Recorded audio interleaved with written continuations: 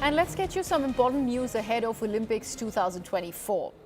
Now, where there is pressure in sports to win the games and medals, mental health has to be the top priority for the athletes. Now, Government of India, for the first time, will be providing a psychologist and psychiatrist for all our athletes for Olympics 2024 in Paris. My colleague Sharon Elizabeth spoke with Dr. Divya Jain, sports psychologist, and also Dr. Sameer Parekh, psychiatrist, who will be with the athletes in Paris. Listen in. You know, doctor, when we talk about mental health being a priority, how significant is this step that has been taken by the Government of India when it comes to, for the first time, accompanying both psychologists and a psychiatrist in the team of doctors who are going to be with our athletes this time?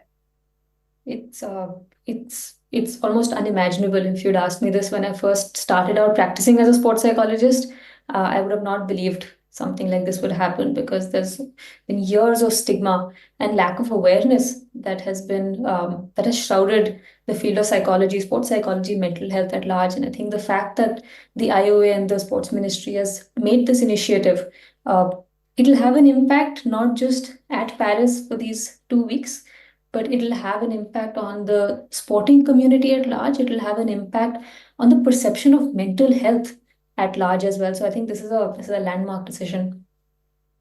Coming to you, Dr. Sameer Parekh, when we talk about, this is, to my knowledge, correct me if I'm wrong, when a person has to go through a therapy or some sort of a counseling, you need to know the patient's history. A significant amount of time needs to be spent with the particular person. So with such short span of time, how will you be able to help the athletes?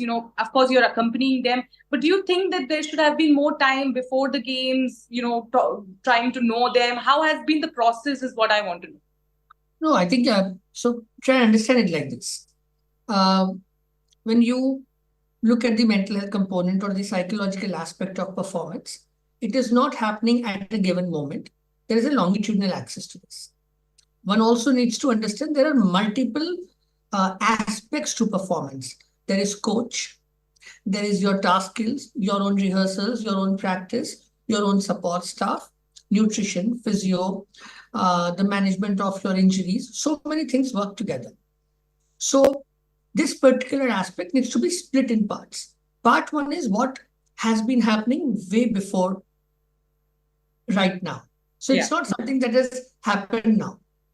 Secondly, so the entire medical team has met the support staff, coaches, athletes based on how and where they have been over the past several weeks.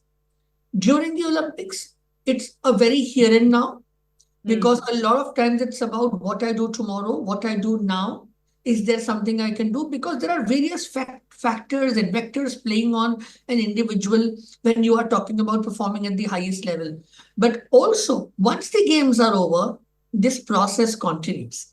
Life doesn't come to a standstill immediately after the Olympics. For those who won, there is work to do.